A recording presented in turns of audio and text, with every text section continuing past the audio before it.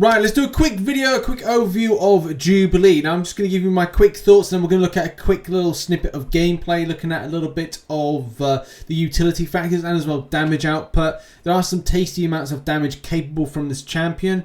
I think the main thing to really say is that if you like a rotation champion that is giving you bang for your buck, then this is a champion that is for that. This is good. If you start off the match in building up to those 12 Prowess and then do an SP3, you get them there indefinitely, which is really handy. It's just a bit of a shame that you have to rebuild them back up again if you flop and as well go into the next fight. But apart from that, it's still a relatively fun payoff. But the process of playing this champion will be up to you, but I think it's largely building up those prowess and at least going, okay, so heavy attacks because it's the least amount of hits, parry, heavy, get loads of prowess, go to the SP3, get the indefinite, then do a parry, another heavy attack, unless you're really good at timing in those heavy attacks without requiring a parry. And for me, it's the safest bet with dropped inputs and as well bad internet. Look, that's what I'm going to do, and I would say if anybody that rocks Android of a lower device capability, then definitely to do that. So yeah, you've got your 12 indefinite, you're now doing parry heavies, and you're building up to your 12 prowess buffs. And this champion is going to be great for the likes of Distract, but at the same time, smash off that SP2 for a huge amount of damage, which we're going to see in a moment. And the footage that I'm going to showcase is non-suicide footage. So if you've got suicide masteries, you're going to probably get a huge amount of damage. But the utility factor to this of reducing down defensive combat power rate, defensive ability, and as well doing the energy damage does really help. It depends on how you want to play the champion to do, like at times where maybe the node requires you just to do energy damage, then at least you've got that option with this as one of those utility champions to a degree, or specific type of debuff champion to a degree. It's tons of fun. I'm not going to say it's the best champion in the world, but definitely it packs a punch and it's great to see from Jubilee. But now what I'm going to do is show some footage and talk over, what's going on in the footage, just to put you aware. We're going to take a scenario where I'm going to show the raw damage output and as well go to the next thing of a little bit of utility and talk about maybe applications to different content. Probably Labyrinth of Legends. Abyss of Legends, yes, but it's very difficult to get certain fights specific to this champion for usage purposes. So I'm saying like there may be about 4 fights in Abyss of Legends per path that you go, I'll use this champion for. You have to have a look at whether or not that is going to be an extra champion to put on, especially with the likes of Magneto being so good against #metal champions. Other champions being so good against mystics, you know what I mean? You just look at the value and suppressing regen. You look at the value of, is this worth putting into an Abyss team? Am I just putting it in for just raw damage capabilities? But look, let's roll some footage. Right, let's kick things off with scenario 1. And this is just showcasing a little bit of the slow debuff.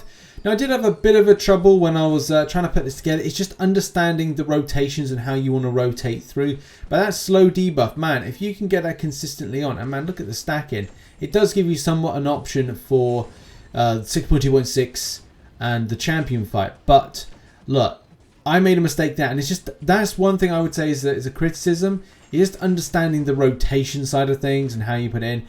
Do you know what? I'm getting so many issues with dropped inputs, but I have had people working on my internet today, so it's been a bit of an issue. But apart from that, yeah, there's it's the rotation of the slow debuff that I really like. I really resonate with. It can be really handy for different things, unstoppable and as well evade. So yeah, definitely a decent champion to take against this pesky Spider-Man and man and pig thing.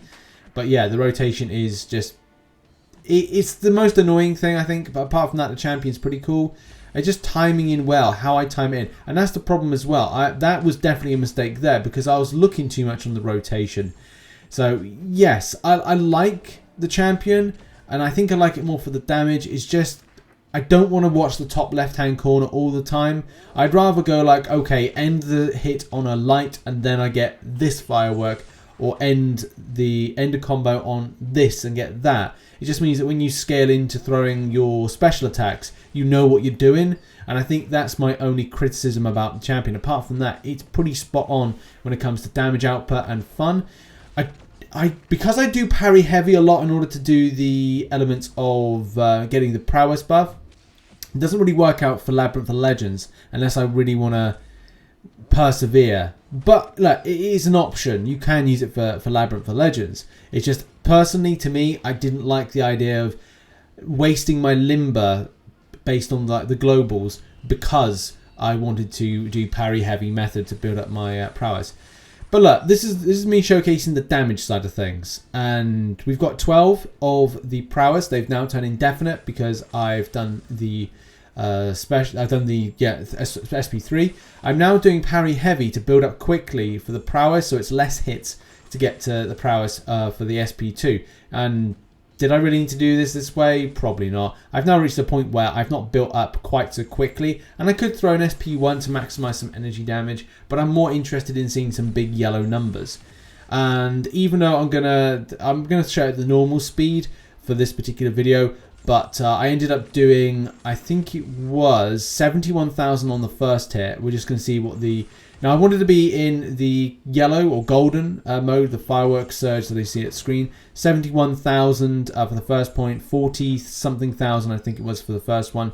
So that's a huge amount of damage, and especially with the energy damage coupled with that. I may have put this in the title or the thumbnail or whatnot, what that full SP2 damage was. And look, it's not huge amounts of hits, you know, but still, like, it's still pretty impressive damage to see. It's just going to be a case of this excites the player base or not. But yeah, it's all done. Yeah, this is just a quick video just looking at Jubilee. I thought I'd just like bash something out, just kind of like say like what I thought. As I said, my only issues is that the way that you kind of go into certain utility factors of different fireworks by, you know, you've got to constantly watch top left-hand corner, which I don't like. That goes back to that Nova scenario and as well Silver Surfer. I don't want to be watching the top left-hand corner. I want to be focusing on my swipes. But that's how I play. That's my thing. But as well, I think that it's fun. It's just if you like your damage, you like your damage. There's definitely applications to work in different areas. I like having a champion that I can use against Spider-Verse champions and champions that throw unstoppable, where that SP1 is just thinking about where that top left-hand corner is. But the advantage is the more prowess buffs you have, the longer time those firework modes you stay into. So there's good use of utility and amazing damage output. It's just really, will you want another mutant like this, or a mutant? I think it's the first mutant like this. If you would be interested in a mutant, it'll be up to the player base. But yeah, that's been a video. Thank you very much for watching. Check out some content that I've recently posted and see you very soon. Bye bye.